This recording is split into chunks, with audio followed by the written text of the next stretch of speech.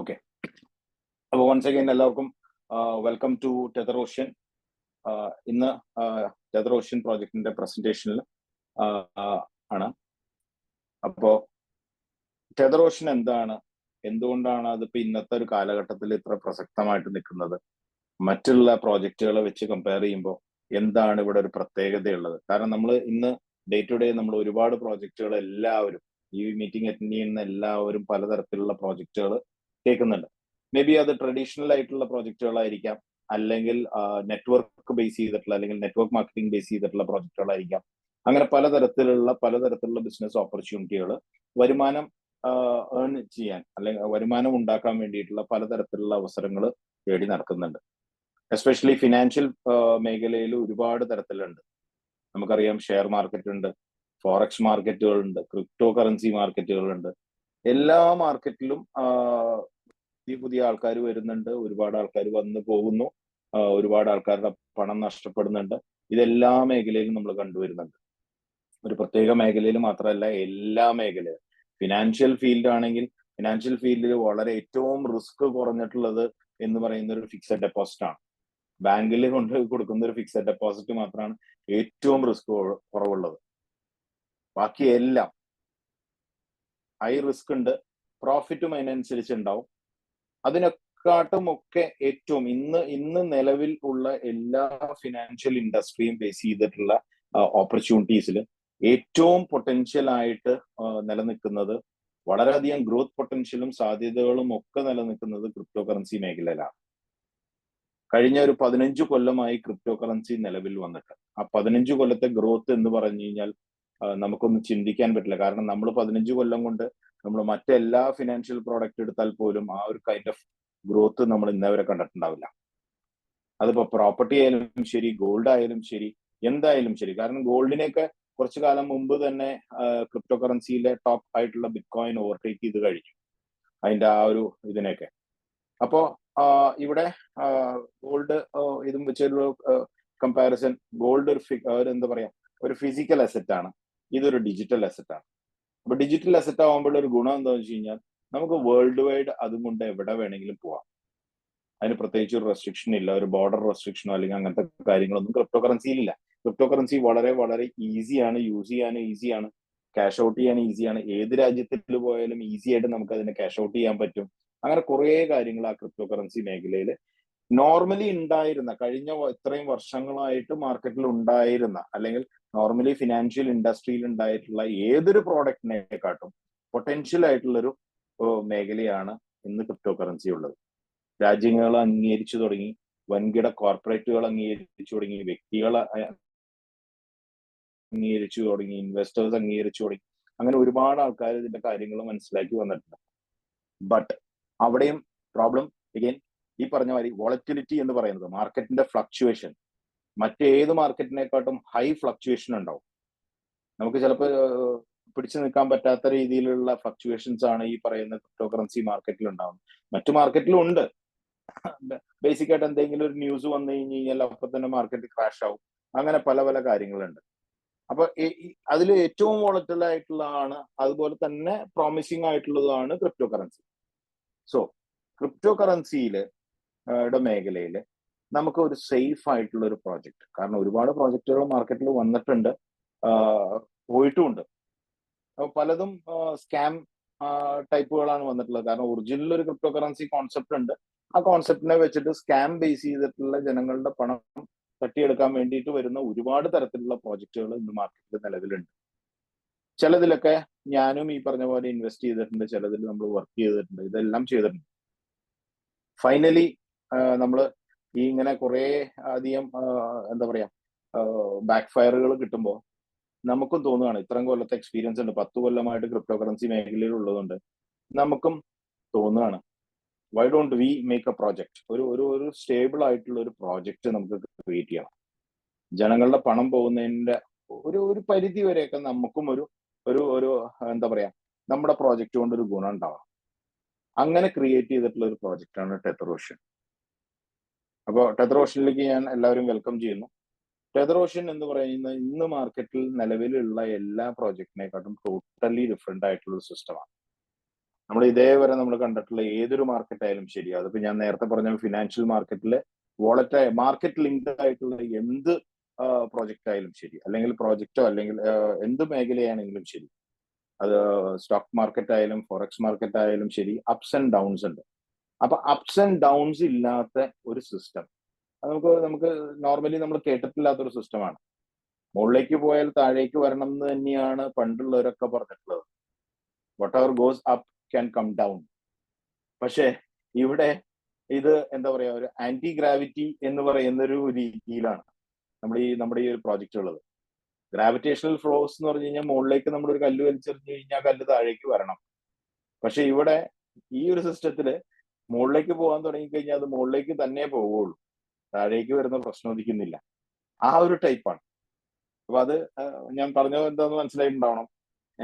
ഒരു anti gravity system എന്നും വേണമെങ്കിൽ പറയാം. അപ്പൊ ഇവിടെ നമ്മൾ ക്രിപ്റ്റോ കറൻസി വെച്ചിട്ടുള്ള നമ്മൾ കൊണ്ടുവന്നിട്ടുള്ള ഈ പ്രോജക്റ്റിന്റെ പ്രത്യേകത അതാണ്. ബൈ ചെയ്താലും സെല് ചെയ്താലും നമ്മുടെ കോയിന്റെ പ്രൈസ് മുകളിലേക്ക് മാത്രമേ പോവുള്ളൂ. അത് വെറും കാൽക്കുലേഷൻസ് മാത്രമാണ്. നോർമലി മാർക്കറ്റിൽ നടക്കുന്ന കാൽക്കുലേഷൻസിന്റെ കുറച്ച് വ്യത്യസ്തമായിട്ടൊരു കാൽക്കുലേഷൻ ചെയ്തതെന്നുള്ള, അല്ലാണ്ട് ഇതിനകത്ത് വേറെ മാജിക്കുകൾ കാര്യങ്ങളൊന്നുമില്ല. പ്യുവർ കാൽക്കുലേഷൻ ആണത്. കുറച്ച് കാൽക്കുലേഷൻസ് ചെയ്തപ്പോൾ ഈ പറയുന്ന ഫോർമുലയിലേക്ക് നമുക്ക് എത്താൻ പറ്റി. ഓക്കെ, അപ്പൊ അതെന്താണെന്നുള്ളതാണ്. അപ്പൊ ഞാൻ ഈ പ്രോജക്റ്റിന്റെ എൻറ്റയർ ഭാഗങ്ങളാണ് ചെയ്യുന്നത്. അപ്പൊ അതിൽ ഫസ്റ്റ് പാർട്ട് എങ്ങനെയാണ് ഈ പറയുന്ന ബൈ ആൻഡ് സെൽ, നമ്മൾ ഈ പ്രൈസ് അപ്രീസിയേഷൻ നമ്മൾ എങ്ങനെയാണ് അച്ചീവ് ചെയ്യുന്നത്. രണ്ടാമത്തെ ഭാഗത്തിൽ ഇതിന്റെ മാർക്കറ്റിംഗ് പ്ലാൻ, ഈ ഒരു ബിസിനസ് ഓപ്പർച്യൂണിറ്റിനെ നമ്മൾ മാർക്കറ്റ് ചെയ്ത് കഴിഞ്ഞ് കഴിഞ്ഞാൽ നമുക്കുണ്ടാവുന്ന ബെനിഫിറ്റുകൾ. ഓക്കെ, അപ്പൊ എന്താണ് ടെതർ ഓഷ്യൻ? ടെതർ ഓഷ്യൻ എന്ന് പറയുന്ന ഒരു പ്ലാറ്റ്ഫോം നമ്മൾ ഒരു ഡെഫി പ്രോജക്റ്റ് ആണ്. ഡെഫൈ പ്രോജക്റ്റ് എന്ന് പറഞ്ഞാൽ ഡീസെൻട്രലൈസ്ഡ് ഫൈനാൻസിങ് എന്ന് പറയുന്ന ഒരു കാറ്റഗറിയിലാണ് നമ്മൾ ഈ ഒരു പ്രോജക്റ്റ് വരുന്നത്. ഇതൊരു കമ്മ്യൂണിറ്റി ഡ്രിവൺ ആയിട്ടുള്ള ഒരു സിസ്റ്റമാണ്. അതായത് ഇവിടെ കമ്മ്യൂണിറ്റി വേണം. എന്തിനും ഒരു കമ്മ്യൂണിറ്റി ഉണ്ട്. അതിപ്പോ ട്രേഡിങ്ങിലായാലും എന്തിലായാലും ശരി, ഒരു കമ്മ്യൂണിറ്റി ഉണ്ടാവും. അപ്പൊ അതുപോലെ തന്നെ ഇവിടെ ഒരു കമ്മ്യൂണിറ്റി ഡ്രിവൺ ആയിട്ടുള്ള ഒരു സിസ്റ്റമാണ് ഇതിനകത്തുള്ളത്. ഇതിലെ കമ്മ്യൂണിറ്റി തന്നെയാണ് തീരുമാനിക്കുന്നത്. ഇപ്പൊ ട്രേഡിംഗ് ഒരു വിഭാഗം ആൾക്കാർ ബെയർ എന്ന് പറയും, ഒരു വിഭാഗം ആൾക്കാരെ ബുൾ എന്ന് പറയും. ആ ബുൾ മാർക്കറ്റ് എന്ന് ഉദ്ദേശിക്കുന്ന ആ ഒരു പർട്ടിക്കുലർ കമ്മ്യൂണിറ്റിയിലുള്ള വ്യക്തികൾ എല്ലാവരും സ്ട്രോങ് ആയിട്ട് വർക്ക് ചെയ്ത് കഴിഞ്ഞ് കഴിഞ്ഞാൽ മാർക്കറ്റ് മുകളിലേക്ക് പോകും. ബെയറുകളാണ് വർക്ക് ചെയ്യണമെങ്കിൽ, സ്ട്രോങ് ആയിട്ട് ബെയർ കമ്മ്യൂണിറ്റിയാണ് വർക്ക് ചെയ്യണമെങ്കിൽ മാർക്കറ്റ് താഴേക്ക് പോകും. ഇങ്ങനെയാണ് അതിന്റെ ഒരു ഇതുള്ളത്. ഇതെല്ലാം കമ്മ്യൂണിറ്റീസ് ആണ്. ഈ ട്രേഡിംഗ് മാർക്കറ്റിലുള്ള കമ്മ്യൂണിറ്റികളാണ് അതെല്ലാം. വെയിൽസ് എന്നൊക്കെ പറയും. ഇങ്ങനെ കുറെ വാക്കുകളുണ്ട്. ഇവിടെ അങ്ങനെ രണ്ട് കാറ്റഗറി ഇല്ല. ഇവിടെ ബുള്ളും ഇല്ല, ബെയറും ഇല്ല. ഇവിടെ ബുൾസ് മാത്രമാണ് എന്ന് വേണമെങ്കിൽ പറയാം. അതായത് മാർക്കറ്റ് മുകളിലേക്ക് പോകുള്ളൂ. എന്ത് സംഭവിച്ചാലും ശരി, അത് വാങ്ങലായാലും ശരി വിൽക്കലായാലും ശരി, മാർക്കറ്റ് മുകളിലേക്ക് പോകുള്ളൂ. അപ്പൊ നമ്മുടെ ഈ സിസ്റ്റത്തിൽ നമുക്ക് ഇതിനൊരു ബേസ് ആയിട്ടുള്ള ഒരു സിസ്റ്റം വേണം. ആ ബേസ് ആയിട്ടുള്ള ഒരു സിസ്റ്റം നമ്മൾ ഉപയോഗിച്ചിട്ടുള്ളത് ടെതർ എന്ന് പറയുന്ന, അല്ലെങ്കിൽ USDT എന്ന് പറയുന്ന ക്രിപ്റ്റോ കറൻസിയാണ്. അതൊരു സ്റ്റേബിൾ കറൻസിയാണ്. അതിന് പ്രൈസ് ഫ്ലക്ച്വേഷൻ ഇല്ല. പ്രൈസ് ഫ്ലക്ച്വേഷൻ ഓരോരോ രാജ്യത്തെ എക്സ്ചേഞ്ച് റേറ്റിൽ മാത്രമാണ് പ്രൈസിന്റെ ഫ്ലക്ച്വേഷൻ വരുള്ളൂ. അല്ലാതെ ആക്ച്വലി ഒരു USDT ഈസ് ഈക്വൽ ടു ഒരു US ഡോളറാണ്. അമേരിക്കൻ ഡോളറിന് തുല്യമായിട്ടാണ് ഒരു USDT. അത് അതാത് രാജ്യങ്ങളിൽ, ഓരോരോ രാജ്യങ്ങളിൽ, ഇപ്പൊ ഇന്ത്യയിലാണെങ്കിൽ കുറച്ചു കാലം മുമ്പ് അത് 72, 75, 80 റേഞ്ചിലൊക്കെ ആയിരുന്നു. പിന്നെ കുറച്ച് കഴിഞ്ഞപ്പോൾ എക്സ്ചേഞ്ച് റേറ്റ് നമ്മുടെ സാധാരണ ഡോളറിന്റെ എക്സ്ചേഞ്ച് റേറ്റ് മാറുന്നതനുസരിച്ച് രൂപയുടെ മൂല്യം ഇടിഞ്ഞു എന്ന് പറയും. കമ്പയർഡ് ടു ഡോളർ മൂല്യം ഇടിഞ്ഞു. ദാറ്റ് ഈസ് നമ്മൾ കൂടുതൽ പൈസ കൊടുത്താലേ ഇനി ഡോളർ കിട്ടുള്ളൂ.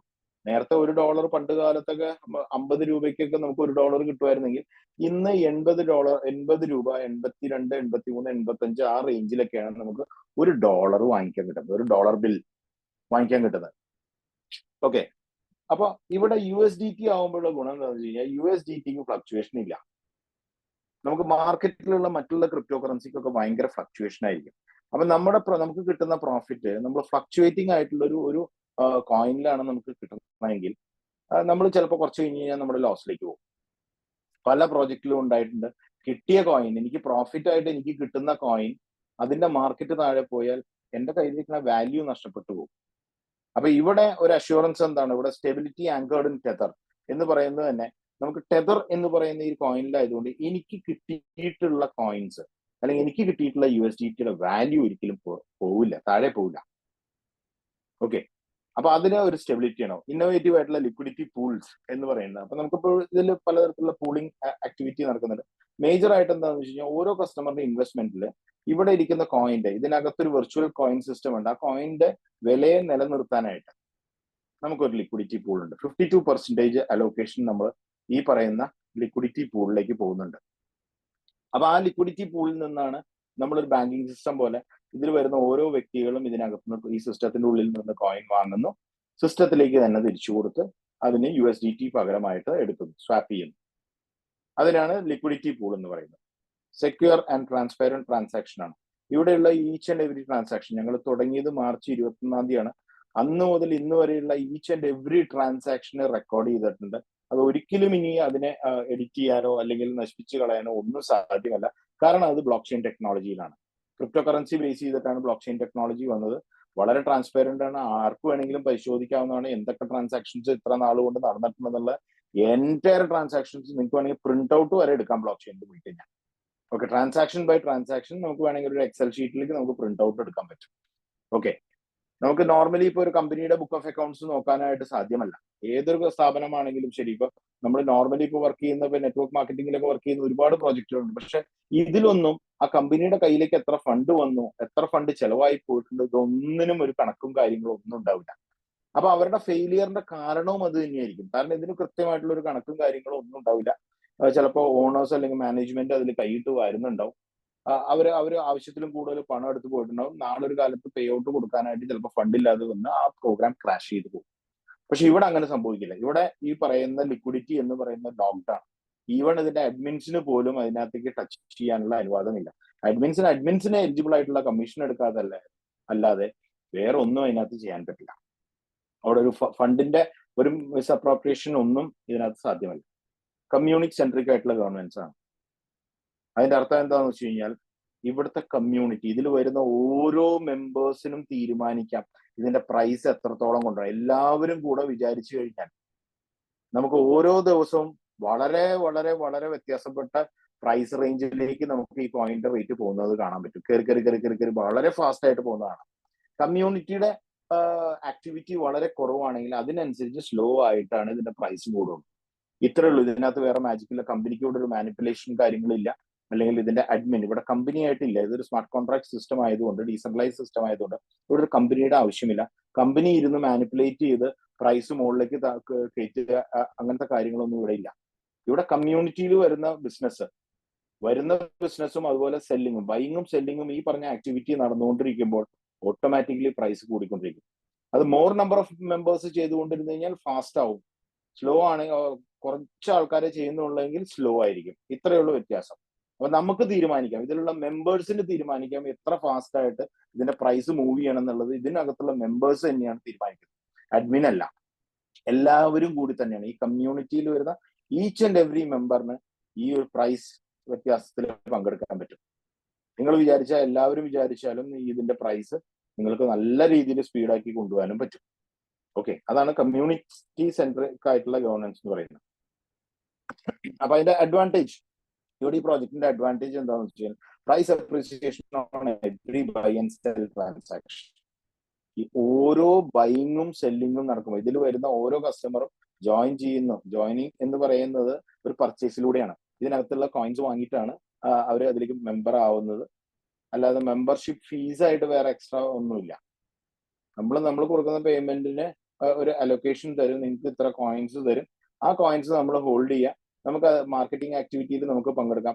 ആര് ഈ കമ്മ്യൂണിറ്റിയിൽ എവിടെ എന്ത് അനക്കം നടന്നാലും, വാങ്ങലും വിൽക്കലും ഒക്കെ നടന്നാലും നമ്മുടെ എല്ലാവരുടെയും കയ്യിലിരിക്കുന്ന കോയിന്റെ റേറ്റ് കൂടിക്കൊണ്ടേയിരിക്കും. അപ്പൊ നമ്മുടെ ടോട്ടൽ വാല്യൂ, അസറ്റ് വാല്യൂ കൂടിക്കൊണ്ടിരിക്കും. Okay, no rug pull. ഇതിനകത്ത് ഹെവി ആയിട്ടുള്ള ഒരു ഇൻവെസ്റ്റ്മെന്റ് കൊണ്ടുവന്ന് ഇതിനകത്ത് വലിയൊരു എന്താ പറയാ ഒരു നാശം വരുത്താനായിട്ട് സാധ്യമല്ല. അത് ഈവൻ അഡ്മിൻ ആയാലും ശരി, ഇതിലുള്ള കമ്മ്യൂണിറ്റിയിലെ മെമ്പേഴ്സ് ആയാലും ശരി, ഇതിലൊരു റഗ് പൂൾ എന്ന് പറയുന്ന ഒരു സിസ്റ്റം കൊണ്ടുവരാൻ പറ്റില്ല. Okay, no premined coins. നമ്മൾ നോർമലി കേട്ടിട്ടുള്ള പലതരത്തിലുള്ള ഈ ക്രിപ്റ്റോ കറൻസി പ്രോജക്റ്റുകളിലും ഓൾറെഡി നമുക്ക് കോടിക്കണക്കിന് കോയിനുകൾ സ്റ്റാർട്ടിങ്ങിൽ തന്നെ ഉണ്ടാവും. പക്ഷെ നമ്മുടെ പ്രോഗ്രാമിൽ അങ്ങനെയില്ല. നമ്മുടെ പ്രോഗ്രാമിൽ ഓരോരോ മെമ്പേഴ്സ് വരുമ്പോൾ മാത്രമേ കോയിൻസ് പ്രൊഡ്യൂസ് ആവുള്ളൂ. അതുപോലെ തന്നെ സെല്ലിംഗ് വന്നു കഴിഞ്ഞാൽ അത്രയും കോയിൻസ് അവിടുന്ന് ഡിലീറ്റ് ആയി പോവുകയും ചെയ്യും, ബേൺഡ് ഔട്ട് ആവും. അല്ലെ, ഓരോ സെല്ലിംഗ് നടക്കുമ്പോഴും അവിടെ ആ കോയിൻസ് അത്രയും ബേൺ ചെയ്ത് പോവുകയാണ്. അപ്പൊ സപ്ലൈ അതിനനുസരിച്ച് കൺട്രോൾ ആയി വരും. ഓക്കെ, ഇതാണ് 4 പോയിന്റ് ഉള്ള മെയിൻ. പിന്നെ ഇതൊരു 100% ഡീസെൻട്രലൈസ്ഡ് ആയിട്ടുള്ള ഒരു സിസ്റ്റമാണ്. നമുക്ക് നമ്മുടെ ഫണ്ടൊക്കെ വളരെ സെക്യൂർ ആണ്. ഇതിനകത്ത് real time buy and sell ആണ്. That is on the spot. വെറും 10-15 സെക്കൻഡിനുള്ളിൽ തന്നെ വാങ്ങാനും ചെയ്യാം, വിൽക്കാനും പറ്റും. രണ്ടും വാങ്ങുന്നത് USDT വെച്ചിട്ടാണ്. നമ്മൾ വിറ്റ് കഴിഞ്ഞാൽ നമുക്ക് കിട്ടുന്നതും USDT ആണ്. അപ്പൊ നമുക്ക് വേറെ ടെൻഷൻ ഒന്നുമില്ല. സിസ്റ്റത്തിന്റെ ഉള്ളിൽ തന്നെയാണ് വാങ്ങലും വിൽക്കലും. നമ്മൾ പുറത്തെവിടെയും ഒരു എക്സ്ചേഞ്ചിലേക്ക് കൊണ്ടുപോയി അവിടെ പോയി വിൽക്കണം, അങ്ങനത്തെ യാതൊരു കാര്യവും ഇതിനകത്ത് വരുന്നില്ല. ഓക്കെ, റിയൽ ടൈം ആയിട്ടുള്ള അഫിലിയേറ്റ് പേ ഔട്ട് ആണ്. ഇതിന്റെ മാർക്കറ്റിംഗ് സിസ്റ്റത്തിൽ, ഈ പ്രോഗ്രാമിന്റെ മാർക്കറ്റിംഗ് സിസ്റ്റത്തിൽ പങ്കെടുക്കുന്നവർക്കൊക്കെ കമ്മീഷൻ ഉണ്ടാവും. ആ കമ്മീഷനൊക്കെ റിയൽ ടൈം ആണ്. Real time without any fees അവർക്ക് അത് വിഡ്രോ ചെയ്യാനും പറ്റും ഇൻസ്റ്റന്റ് ആയിട്ട്. ഇതൊന്നും നമുക്ക് ഡിലേ വരുന്നില്ല. നമ്മൾ ഒരു വിഡ്രോവൽ റിക്വസ്റ്റ് കൊടുക്കണം, ഒന്നുമില്ല. വിഡ്രോവൽ കൊടുത്താൽ ഇൻസ്റ്റന്റ് ആയിട്ട് എത്രയാണോ എമൗണ്ട് ഉള്ളത്, $10 ആണെങ്കിൽ ആ $10 മുഴുവനായിട്ട് തന്നെ നമ്മുടെ വാലറ്റിലേക്ക് വരികയും ചെയ്യും. നമ്മളിത് ബ്ലോക്ക് ചെയിൻ വാലറ്റിലാണ് നമ്മൾ ചെയ്യുന്നത്. ഇപ്പൊ ടോക്കൺ പോക്കറ്റ്, മെറ്റമാസ്ക് അല്ലെങ്കിൽ ട്രസ്റ്റ് വാലറ്റ്, ഈ 3 വാലറ്റുകളാണ് നമ്മൾ, ബ്ലോക്ക് ചെയിൻ വാലറ്റുകളാണ് നമ്മൾ ഈ പ്രോഗ്രാം നമുക്ക് ചെയ്യാനായിട്ട് നമ്മൾ ഉപയോഗിക്കുന്നത്. നോർമലി ഒരു വെബ്സൈറ്റ് മാത്രം ബേസ് ചെയ്തിട്ടുള്ള ഒരു പ്രോഗ്രാം അല്ല. ഓക്കെ, ഇനി എങ്ങനെയാണ് ഈ കോയിന്റെ പ്രൈസ് കൂടുന്നത് എന്നുള്ളതിന്റെ ഒരു ചാർട്ടാണത്. ഈ ചാർട്ട് മനസ്സിലാക്കാൻ കുറച്ച് ബുദ്ധിമുട്ടാണ്, എങ്കിലും അതിന്റെ ബേസിക് ആയിട്ടുള്ള സിസ്റ്റം പറയും. നമുക്ക് ഓരോരോ ട്രാൻസാക്ഷൻസ് നമ്മൾ നോക്കുമ്പോഴും മനസ്സിലാവും. നമ്മൾ സ്റ്റാർട്ടിംഗ് ആയിട്ടുള്ള നമ്മുടെ ഈ ബൈ റേറ്റ് എന്ന് പറയുന്നതാണ് തുടങ്ങുന്നത്. ബൈ റേറ്റും സെൽ റേറ്റും. അപ്പൊ ഏറ്റവും സ്റ്റാർട്ടിങ് ഫസ്റ്റ് ലൈനിൽ നമ്മൾ ഒന്നും തുടങ്ങുന്നതിന് മുമ്പ് നമുക്ക് ഒരു ബൈ റേറ്റ് മാത്രമേ ഉള്ളൂ. അവിടെ സെൽ റേറ്റ് 0 ആണ്. പിന്നീട് അവിടെ നിന്ന് ബൈ റേറ്റ് ഇങ്ങനെ 1.48, 1.77, 1.99, പിന്നെ അവിടെ 25 കോയിൻ അല്ലെങ്കിൽ 25 ഇത് സെല്ലായിട്ടുണ്ട്. 25 കോയിൻ സെല്ലായി കഴിയുമ്പോൾ വീണ്ടും റേറ്റ് കൂടുന്നു. ഈ ഇവിടെ എമൗണ്ടുകൾ ഇങ്ങനെ ലെഫ്റ്റ് സൈഡിൽ കാണിക്കുന്ന എമൗണ്ടുകളാണ്. ആ കോയിൻ സെല്ലിങ്ങിന്റെ എമൗണ്ടുകൾ ഉണ്ട്. എത്ര കോയിൻ സെല് ചെയ്യണോ അതൊക്കെ അവിടെ കാണിച്ചിട്ടുണ്ടാവും. ഇതെല്ലാം ചെയ്തുകൊണ്ടിരിക്കുമ്പോൾ ഓരോരോ ട്രാൻസാക്ഷനും റേറ്റ് കൂടി. അത് വളരെ സിമ്പിൾ ആയിട്ടുള്ള ഒരു കാൽക്കുലേഷൻ ആണ്. ഇവിടെ ഈ പറയുന്ന ഫൈനൽ ലിക്വിഡിറ്റി, മഞ്ഞ കളറിൽ കാണുന്ന 2 ടൈറ്റിലുകൾ നോക്കുക. അവിടെ ഫൈനൽ ലിക്വിഡിറ്റി ഉണ്ട്, ഫൈനൽ കോയിൻ ഉണ്ട്. റൈറ്റ് സൈഡിലുള്ളത് ഫൈനൽ ലിക്വിഡിറ്റി, ലെഫ്റ്റ് സൈഡിലുള്ളത് ഫൈനൽ കോയിൻ. അപ്പൊ ആ liquidity divided by final coin എന്താണോ അതായിരിക്കും അടുത്ത പ്രൈസ് വരുന്നത്. ഇപ്പൊ ഇവിടെ നമുക്ക് ഏറ്റവും മുകളിൽ 35ഉം 52 ആണ്. അപ്പൊ 52 divided by 35 is equal to 1.48. ഇവിടെ ബൈ റേറ്റ് 1.48 ആണ്. അത് കഴിഞ്ഞപ്പോൾ അടുത്ത ആൾ പർച്ചേസ് ചെയ്തു. അപ്പൊ വീണ്ടും അത്രയും കോയിൻ കൂടി സിസ്റ്റത്തിലേക്ക് ആഡ് ആയി കഴിഞ്ഞപ്പോൾ ലിക്വിഡിറ്റിയും കൂടി ആഡ് ചെയ്തു 52%. അപ്പൊ 104 ഡിവൈഡഡ് ബൈ 58. ഇങ്ങനെയാണ് ഈ ചാർട്ട് വായിക്കേണ്ടത് ഓരോ തവണ. ഇപ്പൊ റെഡ് കളറിൽ കാണുന്ന എല്ലാം സെല്ലിംഗ് ആണ്. അപ്പൊ സെല്ലിംഗ് സമയത്തും അത്രയും കോയിൻ അതിൽ നിന്ന് കുറഞ്ഞു പോകണം. അപ്പൊ അതിന് തൊട്ട് മുന്നത്തെ ട്രാൻസാക്ഷനിൽ ഇപ്പൊ ഇവിടെ 25 കോയിൻ വിറ്റപ്പോൾ അതിന് തൊട്ട് മുന്നത്തെ ട്രാൻസാക്ഷനിൽ ഫൈനൽ കോയിൻ ഉള്ളത് 95 ആയിരുന്നു. 25 എണ്ണം വിറ്റപ്പോൾ അത് 70 കോയിനിലേക്ക് കുറഞ്ഞു. അതുപോലെ തന്നെ അതിന്റെ പേ ഔട്ട് കൊടുത്തു കഴിഞ്ഞപ്പോൾ $208 നിന്ന് $163 വന്നു. അപ്പൊ അടുത്ത ട്രാൻസാക്ഷൻ വരുന്നതിന് മുമ്പ് ആ ബൈ പ്രൈസ് നോക്കുന്നത് 163 ഡിവൈഡഡ് ബൈ 70 എന്ന് പറയുമ്പോൾ 2.30. ഇങ്ങനെയാണ് ഓരോരോ ട്രാൻസാക്ഷനും ഇങ്ങനെ റേറ്റ് ഇങ്ങനെ കൂടി വരികയാണ്. ഫൈനലി നോക്കുമ്പോൾ ആ സമയത്ത് ഉണ്ടായിരുന്ന കോയിൻസിന്റെ ടോട്ടൽ കോയിൻസും വിറ്റ് തീർത്ത് കഴിയുമ്പോൾ ഇവിടെ റേറ്റ് ഭയങ്കരമായിട്ട് മുകളിലേക്ക് പോവാണ്. കൂടി വരികയാണ്. ഓരോ സെല്ലിങ്ങിലും ഇത് കൂടുകയാണ്. വളരെയധികം കൂടി വരും. ഹെവി ആയിട്ടുള്ള സെല്ലിംഗ് വന്നാൽ ഹെവി ആയിട്ട് റേറ്റ് കൂടും. ഹെവി ആയിട്ട് ബൈയിങ് വന്നാലും ഹെവി ആയിട്ട് റേറ്റ് കൂടും. ഇങ്ങനെയാണ് അതിന്റെ ഇതുള്ളത്. നമ്മൾ ഇതിന്റെ ട്രെയിനിങ് പ്രോഗ്രാംസ് ഒക്കെ ഉണ്ടാവും. അപ്പൊ നമുക്ക് കുറെ കൂടി ഡീറ്റെയിൽ ആയിട്ട് നോക്കാം. Simple calculation, liquidity divided by final liquidity divided by final coin, ഇത്രയേ ഉള്ളൂ. ഇവിടെ നമ്മൾ വിൽക്കുമ്പോൾ അത്രയും കോയിൻസ് ഈ പറയുന്ന ടോട്ടൽ സപ്ലൈന്ന് കുറയണം. നോർമലി ഉള്ള എല്ലാ പ്രോജക്റ്റിലും ഈ ടോട്ടൽ കോയിൻസിന്റെ സപ്ലൈ അങ്ങനെ തന്നെ. ഇപ്പൊ 1 ലക്ഷം കോയിൻ അല്ലെങ്കിൽ 10 ലക്ഷം അല്ലെങ്കിൽ 100 കോടി കോയിൻ ഉണ്ടെങ്കിൽ ആര് വാങ്ങിയാലും വിറ്റാലും ഒക്കെ ആ 100 കോടി കോയിൻ തന്നെ അവിടെ ഉണ്ടാവും. നേരെ മറിച്ച് നമ്മുടെ കയ്യിൽ അങ്ങനെയല്ല. 100 കോടി കോയിൻ ഉണ്ട്, അതിൽ നിന്ന് 1 കോടി കോയിൻ സെല് ചെയ്താൽ പിന്നെയുള്ളത് ബാക്കിയുള്ള 90 അല്ലെങ്കിൽ 90 കോടി കോയിൻ ഉണ്ടാവും. ഇങ്ങനെ നമ്മുടെ കോയിന്റെ ഇത് സെല് ചെയ്യുന്നതനുസരിച്ച് കുറഞ്ഞു വരും. ലിക്വിഡിറ്റി അതിനനുസരിച്ചാണ്. അപ്പൊ അതുകൊണ്ടാണ് ഈ പ്രൈസ് മുകളിലേക്ക് പോകുന്നത്. ഇതാണ് ഇത്രയേ ഉള്ളൂ ഇതിന്റെ മാജിക്. ഓക്കെ, നമുക്ക് ഈ പ്രോജക്റ്റിലേക്ക് വരാനായിട്ട് നമുക്ക് മിനിമം വേണ്ടത് $20 ആണ്. $20 നിങ്ങൾക്ക് ഒരു മെമ്പർ ആവാം, ഒരു അഫിലിയേറ്റ് ആവാം. നിങ്ങൾക്ക് കുറച്ച് കോയിൻസ് നിങ്ങൾക്ക് കിട്ടും. 35% ഓരോ ഇൻവെസ്റ്റ്മെന്റിന്റെയും 35% ഇതൊരു കാൽക്കുലേഷൻ ആണ്. അപ്പൊ നമുക്ക് ആ 35%. അപ്പൊ നമുക്ക് 100% നമുക്ക് കൊടുക്കാൻ പറ്റില്ല. കാരണം നമുക്ക് പേ ഔട്ടും കാര്യങ്ങളും എല്ലാം ഇതിൽ നിന്ന്, ഓരോ ഇൻവെസ്റ്റ്മെന്റിൽ നിന്ന് നമുക്ക് പേ ഔട്ടും കാര്യങ്ങളും കമ്മീഷൻസ് എല്ലാം കാൽക്കുലേറ്റ് ചെയ്യാനുണ്ട്, ലിക്വിഡിറ്റി കാൽക്കുലേറ്റ് ചെയ്യണം. അപ്പൊ നമ്മൾ ഫൈനലി വന്നിട്ടുള്ള ഒരു ഫിഗർ എന്ന് പറയുന്നത് 35% ആണ്. അപ്പൊ $20 മുതൽ $1000 ആണ് ഒരു ട്രാൻസാക്ഷൻ എന്ന് പറയും. ഇപ്പൊ ഞാൻ നേരത്തെ കഴിഞ്ഞ ചാർട്ടിൽ കാണിച്ചത് ഇത്രയധികം ട്രാൻസാക്ഷൻസ് ആണ്, ഓരോന്നിനും ഒരു ട്രാൻസാക്ഷൻ എന്ന് പറയും. ഓരോ ട്രാൻസാക്ഷൻ കഴിയുമ്പോഴും പ്രൈസ് അപ്ഡേഷൻ വരും.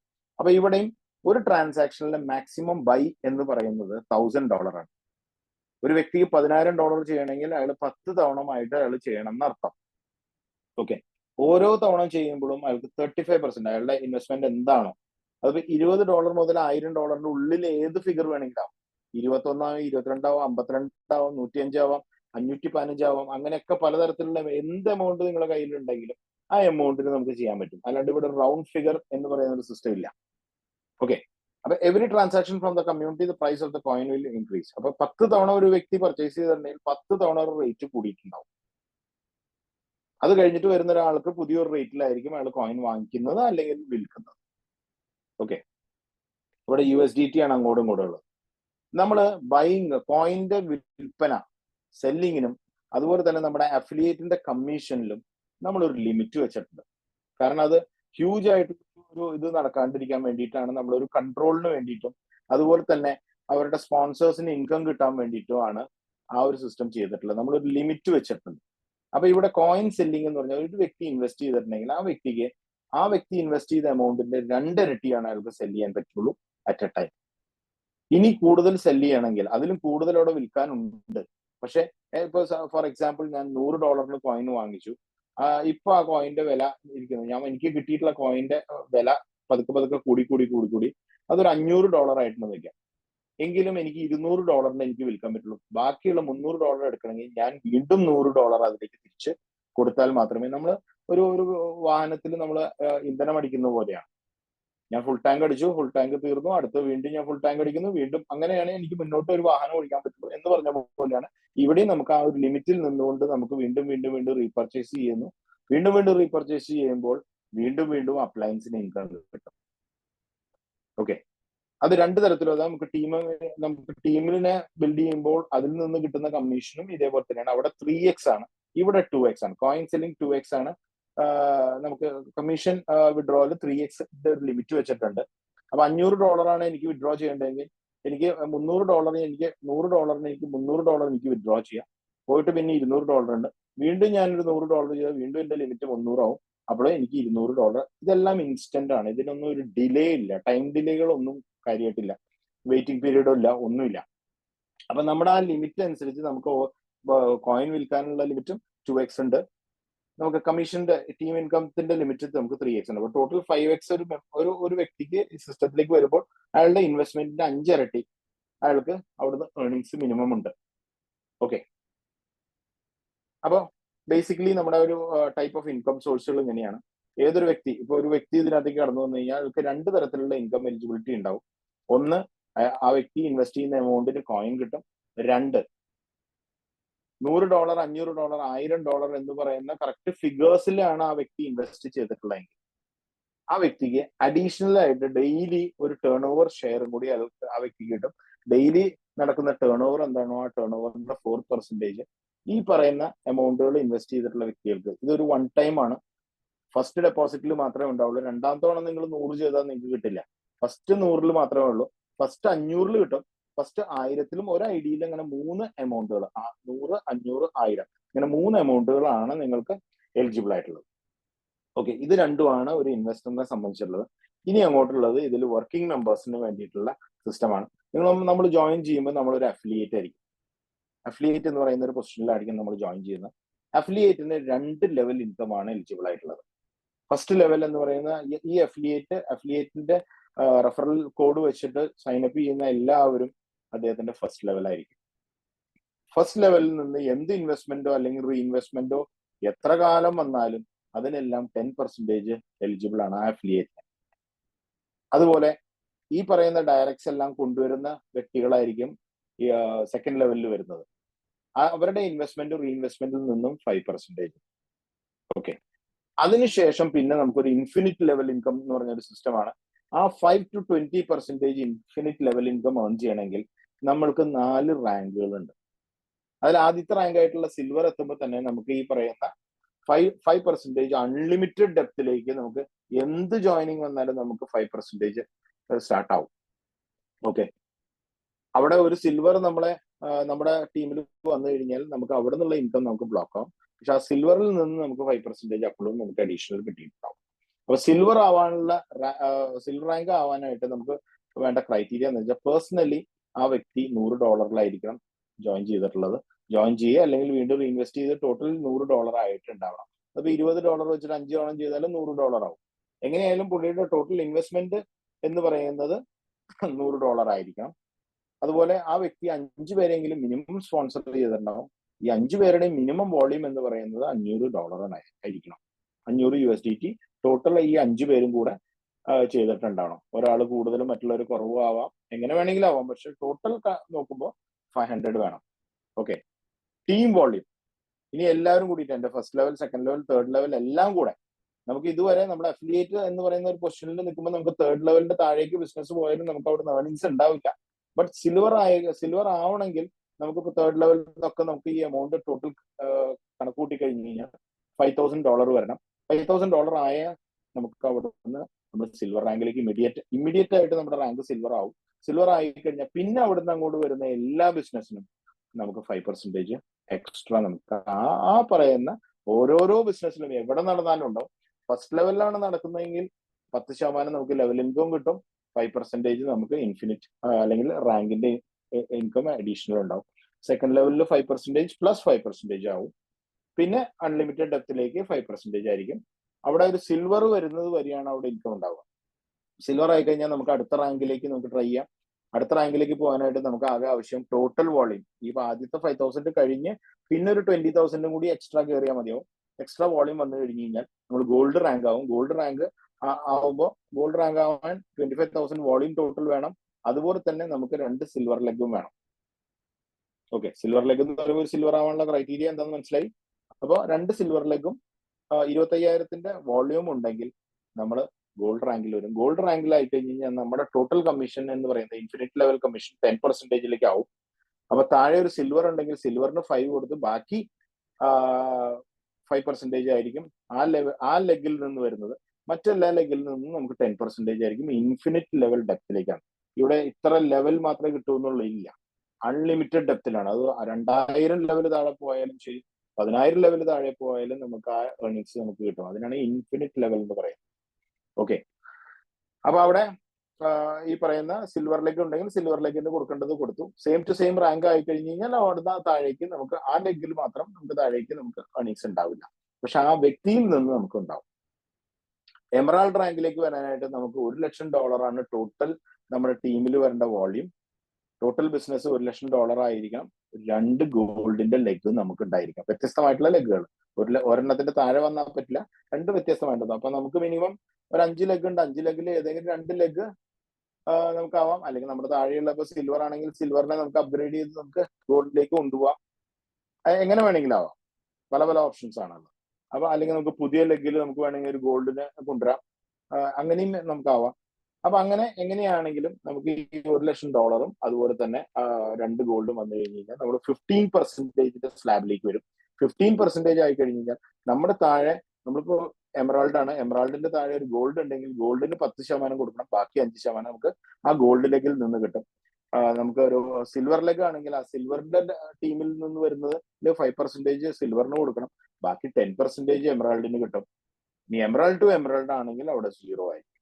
പക്ഷെ ആ എമറാൾഡ് ആയിട്ടുള്ള വ്യക്തിയിൽ നിന്ന് അയാളുടെ റീപർച്ചേസിൽ കണ്ടിന്യൂസ് ആയിട്ട് അയാളുടെ റീപർച്ചേസ് ചെയ്യേണ്ടി വരും. 3x ലിമിറ്റ് കഴിഞ്ഞ് കഴിഞ്ഞാൽ എന്തായാലും റീപർച്ചേസ് ചെയ്യേണ്ടി വരും. ആ റീപർച്ചേസിൽ നിന്ന് ഓൾവേസ് ഈ പറയുന്ന 15% ഉണ്ടാവും.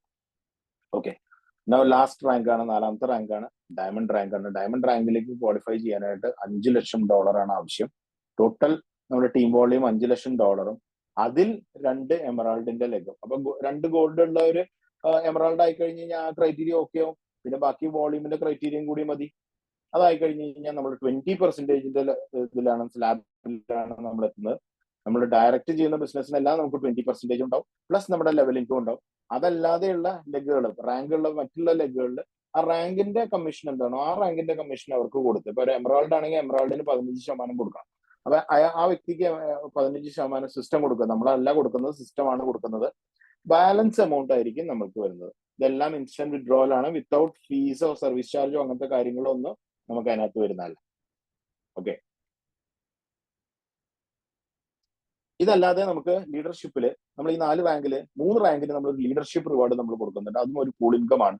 ഡെയിലി ഒരു പൂൾ ഇൻകം ഉണ്ടാവും. 4% ടോട്ടൽ ടേൺ ഓവറിന്റെ 24 മണിക്കൂറിൽ ഉച്ചയ്ക്ക് 1:30 മണിക്കാണ് അതിന്റെ കാൽക്കുലേഷൻ നടക്കുന്നത് എല്ലാ ദിവസവും ഇന്ത്യൻ ടൈം. ആ സമയത്ത് 4% ആ 24 മണിക്കൂർ നടന്നിട്ടുള്ള ടോട്ടൽ ടേൺ ഓവർ എന്താണ്, ആ ടേൺ ഓവറിൽ നിന്ന് 4% എടുക്കുന്നു. ഈ പറയുന്ന ഗോൾഡ്, എമറാൾഡ്, ഡയമണ്ട് റാങ്കിലേക്ക് വീതം വെച്ചു കൊടുക്കുന്നു. അപ്പൊ ഇപ്പൊ നമ്മൾ വളരെ ചെറിയൊരു കമ്മ്യൂണിറ്റിയാണ്. നാളെ ഈ കമ്മ്യൂണിറ്റി വളരെ സ്ട്രോങ് ആയിട്ട് പോകുന്ന സമയത്ത് നമുക്ക് ഒരുപാട് ട്രാൻസാക്ഷൻസ് 24 മണിക്കൂറിൽ ആയിരക്കണക്കിന് ട്രാൻസാക്ഷൻസിലേക്ക് എത്തുമ്പോൾ നമ്മുടെ ടേൺ ഓവർ ഹ്യൂജ് ആയിരിക്കും. അപ്പൊ ആ ടേൺ ഓവർ ഹ്യൂജ് ആകുമ്പോൾ അതിൽ നിന്ന് 4% എന്ന് പറഞ്ഞാൽ അതും ഒരു വലിയൊരു എമൗണ്ട് ആയിരിക്കും. ആ വലിയൊരു എമൗണ്ടിന് ഈ പറയുന്ന ഗോൾഡ്, എമറാൾഡ്, ഡയമണ്ട് റാങ്കിൽ നല്ലൊരു സോളിഡ് ആയിട്ടുള്ള ഒരു ഏർണിങ്സ് ഡെയിലി ഉണ്ടാവും. എക്സ്ട്രാ നമ്മുടെ ടീമിൽ നിന്ന് കിട്ടുന്നതിന് പുറമെയാണ് നമുക്ക് ഈ പറയുന്ന ഡെയിലി നമുക്ക് ഈ കിട്ടുന്ന ഗ്ലോബൽ ഷെയർ. ഓക്കെ. അപ്പൊ ഇത്രയാണ് നമുക്ക് ഇതിനകത്തുള്ള ഇൻകം ഉള്ളൂ. മാക്സിമം ആണ് നമ്മുടെ ഇതിന്റെ എന്താ പറയാ, നമ്മൾ ഇതിൽ കൊടുത്തിട്ടുള്ള മാക്സിമം പേ ഔട്ടിന്റെ രീതിയിലാണ് നമ്മൾ 52% നമ്മൾ ഇതിനു വേണ്ടി ലിക്വിഡിറ്റിക്ക് വേണ്ടിയിട്ട് മാറ്റി വെക്കുന്നുണ്ട്. 48% ആണ് ബാലൻസ് ഉള്ളത്. ഈ 48% 5% അഡ്മിന്റെ കമ്മീഷനാണ്. അഡ്മിന് ഒരുപാട് കാര്യങ്ങൾ ഇതിനകത്ത് ചെയ്യാനുണ്ട്. അപ്പൊ എക്സ്പെൻസുകൾ നിറയെ ഉണ്ടാവും. അപ്പൊ അതെല്ലാം മെയിൻറ്റെയിൻ ചെയ്യാൻ വേണ്ടിയിട്ട് അഡ്മിന് 5% വേണം. പക്ഷെ വിഡ്രോവൽ കാര്യങ്ങൾക്കൊന്നും നിങ്ങൾക്ക് വേറെ എക്സ്ട്രാ നിങ്ങൾ ചാർജ് ചെയ്യുന്നില്ല. നമുക്ക് 5% അഡ്മിന് പോവും. ഫസ്റ്റ് ലെവലും സെക്കൻഡ് ലെവലും കൂടിയിട്ട് 10-5 ഉണ്ട്. അപ്പൊ അവിടെ ഒരു 15% ആയി. പ്ലസ് അഡ്മിന്റെയും കൂടി 20% ആയി. പിന്നെ വരുന്നത് നമുക്ക് ഈ പറയുന്ന 4 റാങ്ക് ഉണ്ട്. 4 റാങ്കിലും കൂടിയിട്ട് ഒരു 20 വരുന്നുണ്ട്. അപ്പൊ 20 + 20 40 ആയി. ഇനി 4% വെച്ചിട്ട് 2 പൂളുണ്ട്. ഇൻവെസ്റ്റേഴ്സിന് ഒരു പൂളുണ്ട് ഡെയിലി 1.5. അതുപോലെ തന്നെ ലീഡേഴ്സിന് ഡെയിലി 1.5 ഒരു പൂളുണ്ട്. 4 + 4 8%. അപ്പൊ 48%. 48 + 52 100%. ഇങ്ങനെയാണ് നമ്മുടെ ടോട്ടൽ നമ്മൾ ഈ പറയുന്ന വരുന്ന ഓരോ ഫണ്ടിനെയും നമ്മൾ ഡിവൈഡ് ചെയ്തിട്ടുള്ളത് ഈ പറഞ്ഞ രീതിയിലാണ്. അപ്പൊ ഇത്രയാണ് ഈ ഒരു പ്രോജക്റ്റിന്റെ പ്രത്യേകത. ഒരു 100% സേഫ് ആയിട്ടുള്ള ഒരു സിസ്റ്റമാണ്. ബ്ലോക്ക് ചെയിനിലാണ്. ഇതുവരെ ഇതിൽ നമ്മുടെ ഒപ്പം ജോയിൻ ചെയ്തിട്ടുള്ള എല്ലാവരും ഈ പറയുന്ന പ്രൈസ് അപ്രീസിയേഷൻ കണ്ടുകൊണ്ടിരിക്കുകയാണ്, ഡെയിലി കണ്ടുകൊണ്ടിരിക്കുന്നുണ്ട്. എവിടെ എന്ത് ജോയിനിങ്, ചെറുതായാലും വലുതായാലും ശരി, ഇമ്മീഡിയറ്റ് ആയിട്ട് പ്രൈസിൽ ഒരു വേരിയേഷൻ നമ്മൾ അടുത്ത ബൈ ആൻഡ് സെൽ പ്രൈസിൽ നമ്മൾ കണ്ടിട്ടുണ്ടാവും. അപ്പൊ അത്രയും പൊട്ടൻഷ്യൽ ആയിട്ടുള്ള ഒരു ഇതാണ്. അപ്പൊ കമ്മ്യൂണിറ്റി സ്ട്രോങ് ആവും തോറും ഈ ബിസിനസ് വളരെ വളരെ സോളിഡ് ആയിട്ട് പോകും. ഒരു ദിവസം 1000 ട്രാൻസാക്ഷൻ നടന്നിട്ടുണ്ടെങ്കിൽ 1000 തവണ പ്രൈസ് കൂടും. 10,000 തവണ പ്രൈസ് ട്രാൻസാക്ഷൻസ് 10,000 ട്രാൻസാക്ഷൻ ഒരു ദിവസം വന്നിട്ടുണ്ടെങ്കിൽ 10,000 തവണ റേറ്റ് മാറും. അത് വളരെയധികം ഇതിനകത്ത് എന്ന് പറഞ്ഞു കഴിഞ്ഞാൽ ഇന്നേ വരെ ഞാൻ നേരത്തെ പറഞ്ഞ പോലെ നമുക്ക് ഫിനാൻഷ്യൽ ഇൻഡസ്ട്രിയിൽ ഇങ്ങനെ ഒരു സിസ്റ്റം ഇല്ല. ഒരു ഫിനാൻഷ്യൽ ഇൻഡസ്ട്രിയിലും നമുക്ക് ഇങ്ങനത്തെ ഒരു പ്രൈസ് അപ്രീസിയേഷൻ എന്ന് പറയുന്ന മാത്രമുള്ള ഒരു സിസ്റ്റം ഇല്ല. മാർക്കറ്റിന്റെ വോളറ്റിലിറ്റി ആണ് എല്ലായിടത്തും ഉള്ളത്. ചിലരത് ഗാമ്പിൾ ചെയ്യുന്നു, ചിലരത് വളരെ കാൽക്കുലേറ്റഡ് ആയിട്ട് നമ്മൾ ട്രേഡ് ചെയ്യുന്നു. അങ്ങനെയൊക്കെയാണ് ഉള്ളത്. പക്ഷെ ഇവിടെ 100% ഷുവർ ആണ്. ഈ പറഞ്ഞ പ്രോജക്റ്റ് എന്ന് പറഞ്ഞാൽ 100% ഷുവർ ആണ്. നിങ്ങൾക്ക് ഇതിൽ നഷ്ടമുണ്ടാവുന്ന പ്രശ്നം ഉദിക്കുന്നില്ല. ചിലപ്പോൾ വെയിറ്റിംഗ് പീരീഡ് ചിലപ്പോൾ ചെറുതാവാം, ലോങ് ആവാം, എങ്ങനെ വേണമെങ്കിലും ആവാം. എനിക്ക് പ്രോഫിറ്റ് എടുത്ത് മാത്രം എനിക്ക് ഈ സിസ്റ്റത്തിൽ നിന്ന് പുറത്തു കിടക്കാം എന്നുള്ളത് 100% ഷുവർ ആണ്.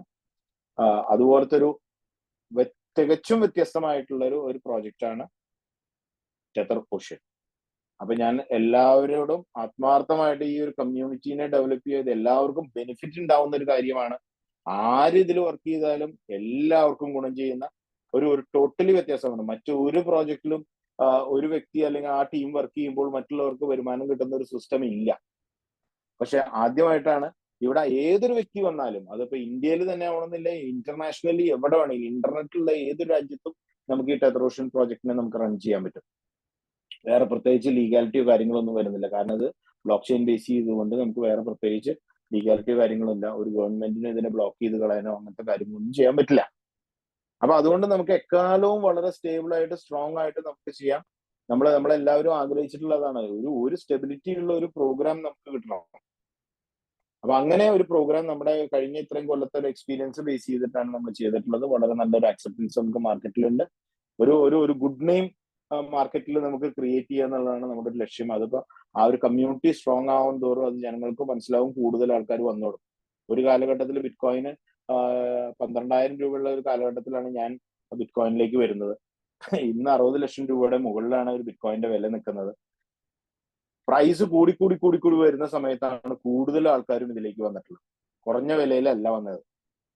ഇതിന്റെ റേറ്റ് ഇങ്ങനെ കയറി പോണ കണ്ടിട്ടാണ് പുതിയ വലിയ ഒരുപാട് ആൾക്കാർ ഇതിനകത്ത് കോർപ്പറേറ്റ്സ് ഒക്കെ വന്നു തുടങ്ങിയപ്പോൾ തന്നെ ഒരു $10,000 മുകളിലേക്കൊക്കെ കയറി കഴിഞ്ഞപ്പോഴാണ് കോർപ്പറേറ്റ്സ് ഒക്കെ ബിറ്റ്കോയിനിലേക്കും ക്രിപ്റ്റോ കറൻസിയിലേക്കും ഒക്കെ എത്തി നോക്കിയത് തന്നെ. അതിന് മുമ്പൊന്നും അത് ഉണ്ടായിരുന്നില്ല. ഇപ്പൊ തീരും എന്നൊക്കെ വിചാരിച്ചിരുന്ന, പക്ഷെ ഒരിക്കലും തീർന്നില്ല. അതൊരു ടെക്നോളജിയാണ്, ഒരു വളരെ ഡിസ്റപ്റ്റീവ് ആയിട്ടുള്ള ഒരു ടെക്നോളജിയാണ് ഈ ക്രിപ്റ്റോ കറൻസി എന്ന് പറയുന്നത്. ഗവൺമെന്റ്സിനും പ്രത്യേകിച്ച് ഒന്നും ചെയ്യാനില്ല, കൺട്രോൾ ചെയ്യാനോ ഒന്നും പറ്റില്ല. അപ്പൊ അങ്ങനത്തെ ഒരു സിസ്റ്റത്തിൽ അതിനെക്കാട്ടും കുറച്ചും കൂടെ ബെറ്റർ ആയിട്ടുള്ള ഒരു സിസ്റ്റം, ആ മാർക്കറ്റിലെ വോളറ്റിലിറ്റി എന്ന് പറയുന്ന ആ ഒരു ഇതിനെ റിമൂവ് ചെയ്തുകൊണ്ടാണ് നമ്മൾ ഈ ഒരു പ്രോഗ്രാം ചെയ്തിട്ടുള്ളത്. അപ്പോ ഇതാണ് ടെതർ ഓഷ്യൻ എന്ന് പറയുന്ന പ്രോഗ്രാം. അപ്പോ എന്തെങ്കിലും സംശയങ്ങൾ ഉണ്ടെങ്കിലൊക്കെ ചോദിക്കാം.